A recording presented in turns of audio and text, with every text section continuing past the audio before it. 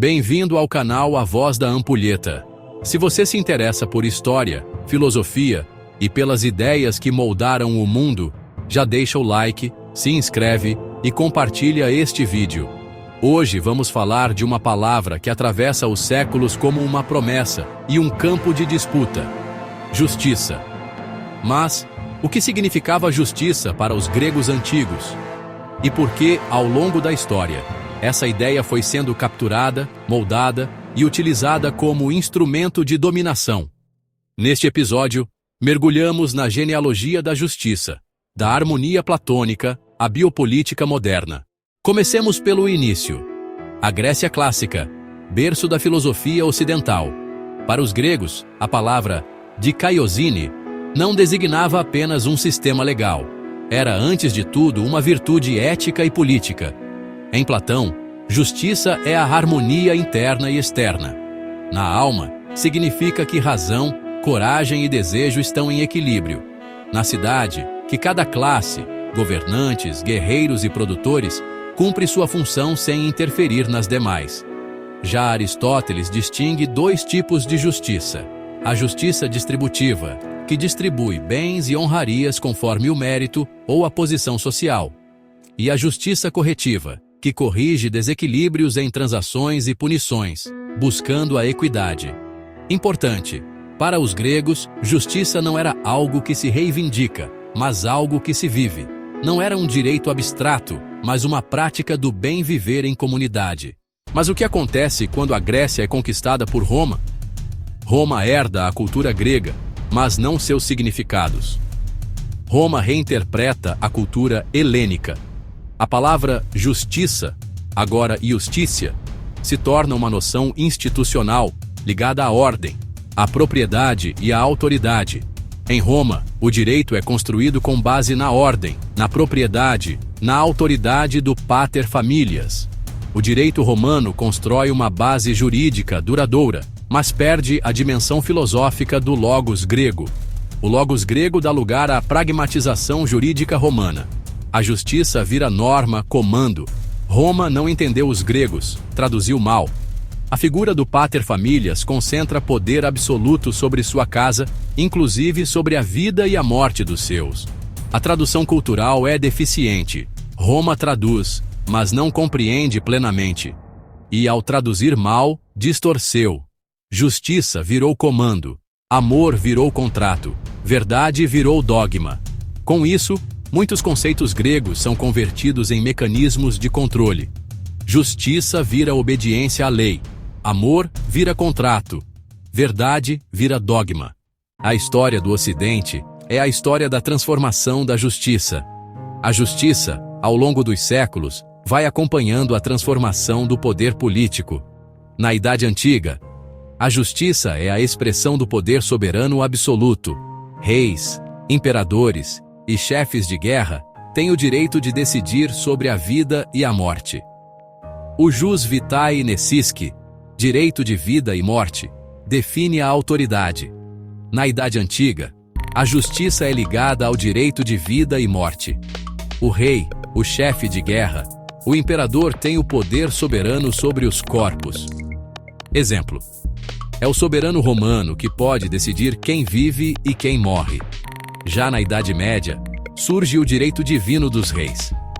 A justiça é atribuída à vontade de Deus, interpretada e executada por reis e pela Igreja. A moral cristã funda o direito canônico, e o julgamento terreno espelha um juízo divino. Quem julga? Deus. Quem executa? O rei, em nome de Deus. A justiça é a expressão da vontade de Deus na terra. A Igreja domina a moral e o direito. Deus julga, o rei executa em nome dele. Na Idade Moderna, com o Iluminismo, os direitos civis ganham protagonismo. A justiça se pretende universal, racional e igual para todos. Mas essa universalidade é excludente. Mulheres, escravizados, colonizados e pobres são mantidos à margem. O contrato social é pactuado entre iguais, que na prática são homens brancos proprietários. Justiça se torna universalista, mas ainda excludente. A lei é para todos, mas a cidadania não é. E na idade contemporânea, É Weber quem diz que o Estado moderno detém o monopólio legítimo da violência, como define Max Weber. O Estado é a comunidade humana que, dentro de um determinado território, reivindica com êxito o monopólio do uso legítimo da força física. Weber não diz que o Estado é o único que usa a violência, mas sim que ele é o único que tem o direito legítimo de usá-la. Ou seja, o uso da força é permitido somente quando autorizado por ele. Por exemplo, polícia, forças armadas, etc. E, como mostra Foucault, aparece a biopolítica, a gestão da vida e da morte. A justiça agora se articula com novas formas de poder, não mais o poder de matar, mas o poder de gerir a vida. Michel Foucault chama isso de biopolítica, o controle dos corpos, da saúde, da sexualidade. Não se trata mais apenas de punir, mas de administrar corpos, controlar populações, produzir subjetividades. Se antes o soberano matava para afirmar seu poder, agora o Estado protege, para poder controlar melhor. Mas e se tudo isso, leis, tribunais, moralidade, for apenas o sintoma de um mal-estar mais profundo? Para Friedrich Nietzsche, a justiça nasce do ressentimento dos fracos diante da força dos fortes. Justiça é a tentativa de equilibrar relações onde alguém se sente lesado.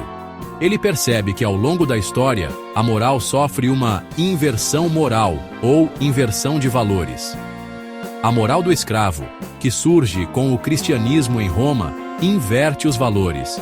O que era força no paganismo romano vira mal, e o que era fraqueza vira virtude. A moral do escravo transforma fraqueza em virtude. Desse modo, a justiça se torna uma forma de retaliação disfarçada, um ajuste de contas simbólico. A justiça então se transforma. Ela nasce da má consciência. Quando não podemos agir, voltamos nossa agressividade contra nós mesmos. Internalizamos o impulso. A má consciência surge quando não podemos mais agir. Ficamos ressentidos, remoendo pequenos problemas. Voltamos à agressividade contra nós mesmos. A justiça agora vira castigo. A bondade vira contenção. A verdade vira farsa. O justo não é o que age, mas o que se cala, obedece e se submete. Se Nietzsche rasga o véu, é Giorgio Agamben quem revela o abismo.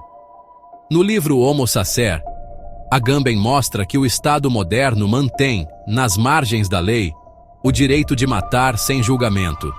É o que ele chama de estado de exceção permanente. O Homo Sacer é a figura daquele que pode ser morto impunemente, mas não sacrificado.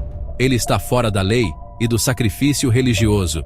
É o corpo nu, desprotegido, sem cidadania. Segundo Agamben, o campo de concentração não é uma aberração histórica, mas a forma limite da justiça moderna. É onde o direito se suspende, para que o poder se exerça em sua forma mais crua.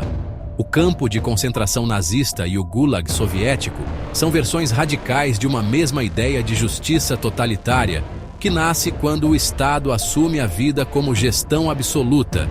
No Ocidente, via a suspensão da lei. No Oriente, via a absolutização do partido. Resumindo, hoje ainda falamos em justiça como se fosse um ideal neutro, mas vivemos cercados por suas contradições. Nos tribunais, ela veste a toga da imparcialidade, mas serve aos interesses de quem pode pagar por ela. Nas políticas públicas, se diz protetora da vida, mas muitas vezes escolhe quem merece viver e quem pode morrer, pelas fronteiras, pelas fardas ou pelo CEP. O ideal de justiça, que começou como virtude entre os gregos, virou ferramenta de gestão, exclusão e controle. E se há algo que o passado nos ensina, é que toda promessa de justiça absoluta costuma esconder uma forma de violência legitimada. A história da justiça não é uma linha reta de progresso. É uma sucessão de máscaras, onde o poder se reinventa para parecer justo. Da harmonia platônica à exclusão biopolítica, da virtude à norma, a justiça sempre foi mais do que um ideal. Foi uma estratégia política. O desafio hoje é não apenas perguntar o que é justo, mas quem define isso e a quem serve essa definição. Se gostou do vídeo, curta, comente e compartilhe. E lembre-se, a ampulheta gira, mas a história não se repete. Ela se reinventa com novas máscaras.